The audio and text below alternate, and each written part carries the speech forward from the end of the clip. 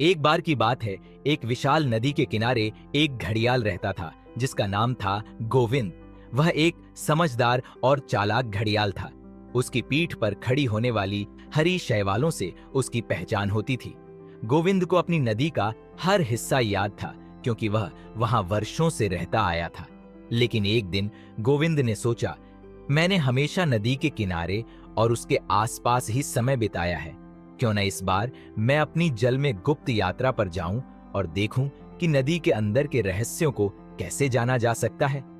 एक सुबह जब सूरज की किरणें नदी के पानी में सोने जैसे रंग भर रही थीं, गोविंद ने अपनी यात्रा शुरू करने का निश्चय किया।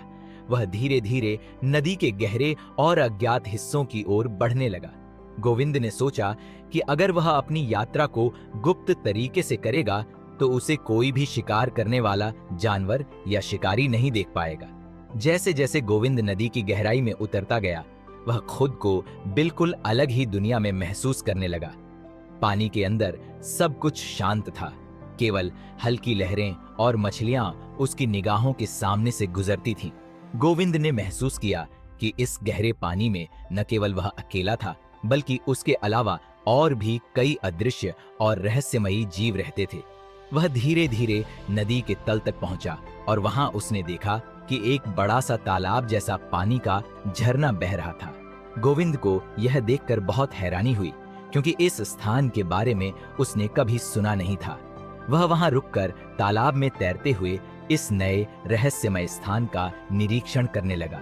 तालाब के अंदर कुछ बड़ी चमकदार मछलियां थीं जो कभी पानी के नीचे से तो कभी ऊपर उछलती थीं। गोविंद को समझ में आया कि यह जगह अन्य जानवरों और जलचर प्राणियों के लिए एक सुरक्षित स्थान हो सकता है। लेकिन गोविंद का उद्देश्य सिर्फ इस जल तंत्र को देखना नहीं था। उसे अपनी यात्रा के दौरान यह भी एहसास हुआ कि इस गहरे और अज्ञात स्थान में जाने से उसे खुद के बारे में भी कुछ नया सीखने को मिल सकता है। गोविंद ने सोचा, यह गुप्त यात्रा मुझे अपने भीतर की शक्तियों और क्षमताओं को पहचानने का एक तरीका बन सकती है। वह तालाब से बाहर निकला और अपनी यात्रा जारी रखी।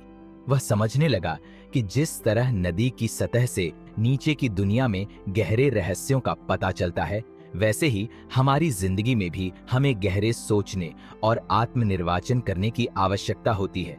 नदी की गुप्त यात्रा ने उसे यह सिखाया कि जीवन में कभी-कभी हमें अज्ञात स्थानों की ओर कदम बढ़ाना पड़ता है ताकि हम अपनी सच्ची क्षमता और उद्देश्य को जान सकें।